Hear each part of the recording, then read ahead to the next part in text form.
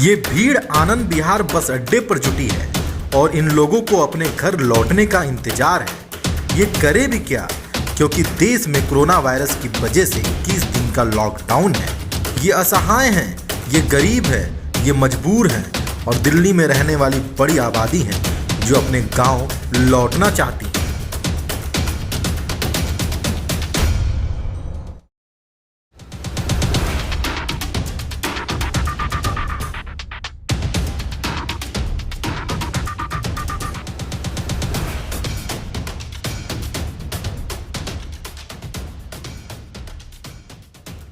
नमस्कार, मैं हूं अभिनेंद्र और कैमरे के पीछे हैं सऊद अंसारी। मैं बात कर रहा हूं उन मजदूरों की जो दिल्ली एनसीआर से सड़कों पर पैदल चल चुके हैं। जी हां, आपको एक बात बता दें कि ज़्यादातर फैक्ट्रीज जो हैं वो एनसीआर में हैं। एनसीआर यानी नोएडा, गाजियाबाद, गुड़गांव जैसी जगहें जो हैं जो दिल्ली के आसपास है, ज़्यादातर फैक्ट्रीज वहां पर है जहां लाखों की संख्या में मजदूर रहते हैं और काम करते हैं। जब लॉकडाउन की घोषणा हुई तो वो मजदूर घबरा गए और अपने अपने जगहों से निकल गए जहां वो रहते थे। उनके वहां से निकलने के पीछे का कारण क्या था ये तो स्पष्ट नहीं है, लेकिन एक बात जरूर है कि उनको ये चिंता थी कि उनके खाने का इंतजाम कैसे होगा, क्योंकि वो दिहाड़ी मजदूर थे, वो रोज कमाते थे। कई ऐसे थे जो किराए पर रहते थे। वो अपने जगहों से निकले अपने घरों के लिए, अपने गाँव के लिए, ये सोचकर कि शायद बड़े शहर से निकल कर जब हम अपने गाँव जाएंगे तो वहाँ सुरक्षित रहेंगे। इसके पीछे का क्या कारण था, क्या रीज़न था? शायद वो जागरूक नहीं थे या उन्हें जागरूक नहीं किया गया था। ये सबसे बड़ा सवाल अपने पीछे छोड़ के जाता है। अभी परसों की घटना हम सबको पता चली, शायद आपको भी पता चली होगी। यदि नहीं पता है तो मैं बता देता हूँ कि आगरा में एक 30 से 35 वर्ष के बीच का एक युवक था जो दिल्ली से तकरीबन 200 किलोमीटर पैदल चल चुका था और उसे मध्य प्रदेश के मुरैना गाँव था उसका, वहाँ जाना था। उसकी हार्ट अटैक से रास्ते में चलते हुए मौत हो गई। ये बहुत ही दुर्भाग्यपूर्ण था। और अब ये घटना आई है बरेली से, जहां पर सड़क पर चल रहे लोगों को सड़क पर ही बैठा दिया गया और प्रशासन के द्वारा उनके ऊपर केमिकल का छिड़काव किया गया। उसमें बहुत छोटे छोटे बच्चे थे और उन लोगों के साथ खाने पीने का सामान भी था। जब ये छिड़काव किया गया तो वो खुद भी भीग गए, उनके बच्चे भी भीग गए, उनके साथ जो खाने पीने का सामान था वो भी भीग गया। तो सबसे बड़ा सवाल ये होता है कि क्या ये सही किया गया? उन बच्चों की आंखें लाल हो चुकी थी, उस केमिकल से लोगों की आंखें लाल हो चुकी थी। ये घटना अपने आप में शर्मिंदा करती है। आपको एक बहुत बड़ी बात मैं बताना चाहता हूँ। 30 जनवरी 2020 को भारत में सबसे पहला केस आया था कोरोना संक्रमण का। वो 20 वर्ष की एक युवती थी जो केरला की रहने वाली थी और वुहान शहर जो है चाइना में, वहाँ से वो केरला आई थी और उसको पाया गया कि वो कोरोना पॉजिटिव है। ये अपने आप में सोचने वाली बात है कि 30 जनवरी को ये पहला केस भारत में आया था, तब सरकार क्या कर रही थी? ये सबसे बड़ा सवाल है। कई अखबारों में छोटी मोटी खबर थी, लेकिन अखबारों, मीडिया, न्यूज़ चैनल, इन जगहों पे कोरोना वायरस को लेकर प्राथमिकता से खबरें नहीं चलाई जा रही थी। WHO का अगर ट्विटर अकाउंट, ट्विटर हैंडल आप चेक करें तो उस पर WHO ने कई देशों को, सभी देशों को आप कह सकते हैं कि बार बार इंटीमेट करने की कोशिश की है, बार बार बताने की कोशिश की है कि ये महामारी गंभीर है, इससे बचिए और कड़ा कदम उठाइए। लेकिन भारत में तब तक कोई कड़ा कदम नहीं उठाया गया था। 12 फरवरी की बात है, जहां तक मुझे याद आ रहा है कि राहुल गांधी ने एक ट्वीट किया था और कोरोना के बारे में लिखा था कि ये सीरियस मैटर है और सरकार को इस पर सीरियस होना चाहिए, क्योंकि ये हमारे लोगों के लिए गंभीर हो सकता है।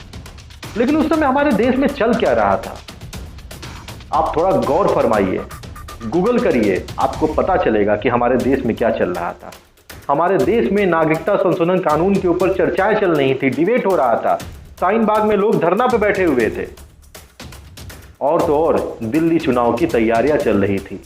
नेता भाषण दे रहे थे, कोई बजरंगबली को याद कर रहा था तो कोई गोली मारने की बात कह रहा था, लेकिन कोई कोरोना संक्रमण के ऊपर बात नहीं कर रहा था। 10 मार्च 2020 तक हमारे देश में तकरीबन 44 कोरोना संक्रमण के केस आ चुके थे। मेरी जबान फिसल रही है क्योंकि अंदर से कहीं ना कहीं दर्द है उन लोगों को देखकर कि जो परेशान हैं, जो सड़कों पर पैदल चल रहे हैं, जो जागरूक नहीं हैं। क्या सरकार इन लोगों को जागरूक नहीं कर सकती थी? कि ऐसे संक्रमण हमारे देश में आने वाला है, इससे बचने की जरूरत है। अचानक से लॉकडाउन की घोषणा की गई, वो जरूरी था। मैं समझ सकता हूं कि वर्तमान परिस्थितियां ऐसी हैं कि यदि हम लॉकडाउन नहीं करेंगे, यदि हम घरों में नहीं रहेंगे, यदि हम सोशल डिस्टेंस को मेंटेन नहीं करेंगे, हम अपने हाथों को बार बार साबुन से नहीं धोएंगे, हम साफ सफाई नहीं रखेंगे, तो हम बच नहीं पाएंगे। कोरोना यानी कोविड-19 जैसी महामारी से बचने के लिए मात्र एक यही उपाय है, यह हम सब जानते हैं। लेकिन सबसे बड़ा सवाल ये खड़ा होता है कि जो ये दुर्व्यवस्था हुई है, जो गरीब है, जो नासमझ हैं, जिनके अंदर जागरूकता की कमी है, हमारे पास समय था, हमारे पास पूरा का पूरा फरवरी महीना था, हम जागरूक कर सकते थे, लेकिन हमारा ध्यान किधर था? कुछ लोग कहते हैं कि ये वायरस कैसे फैल गया, इसकी जानकारी सरकार को नहीं थी, ये पता नहीं चला कि अचानक से कैसे इतना बड़ा हो गया। ये अपने आप में बहुत शर्मनाक जवाब है। सोचना होगा, चाइना से सीखना होगा कि चीन ने क्या किया था। चीन में वायरस जो है वो दिसंबर में फैलना शुरू हुआ था। चीन ने उस पर कैसे कंट्रोल किया? क्या आपको नहीं पता था कि ये वायरस कैसे फैलता है? जब 30 जनवरी को पहला केस भारत में आ चुका था, तो क्या ये नहीं पता था कि ये वायरस कैसे फैलता है? क्यों नहीं लोगों को जागरूक किया गया? जिस युद्ध स्तर से इस समय प्रोग्राम चलाए जा रहे हैं, कार्यक्रम चलाए जा रहे हैं, हर जगह की प्रशासन चैतन्य है और अपने अपने काम पे लगी हुई है, लोगों को जागरूक कर रही है, लोगों को घरों में रहने के लिए बोल रही है। क्या ऐसे जागरूकता के कार्यक्रम 30 जनवरी के बाद नहीं चलाए जा सकते थे? फिर जाके करते ना लॉकडाउन, शायद तब तक लोग जागरूक हो चुके होते। लेकिन बिना व्यवस्था के लॉकडाउन करने की वजह से आज लाखों गरीब सड़कों पर भटक रहे हैं, भूखे हैं, प्यासे हैं।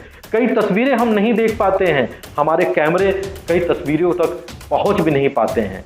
कई जगहें तो ऐसी हैं जहां सुनने में आता है कि लोग भूख से मर भी जाते हैं।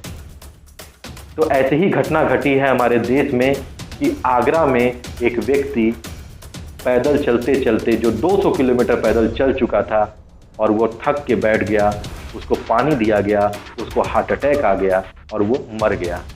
दूसरी जो घटना सामने आती है कि बरेली में लोगों को सड़क पर बैठा के उनके ऊपर केमिकल का छिड़काव किया गया। ये बहुत ही दुर्भाग्यपूर्ण है। सरकार को सोचना होगा इसके ऊपर कि वो क्या कर रही है। लोगों को सोचना होगा कि वो क्या कर रहे हैं। जब सरकार ने लॉकडाउन कर दिया है, परिस्थितियां जैसी भी थीं, लेकिन आज लॉकडाउन कर दिया गया है, तो अपने घरों में रहें, सुरक्षित रहें। मैं भी अंत में सबसे यही अपील करूंगा कि आप अपने घरों में रहें, सुरक्षित रहें, अपने हाथों को बार बार साबुन से धोएं और कोरोना जैसी, कोविड-19 जैसी महामारी से बचें।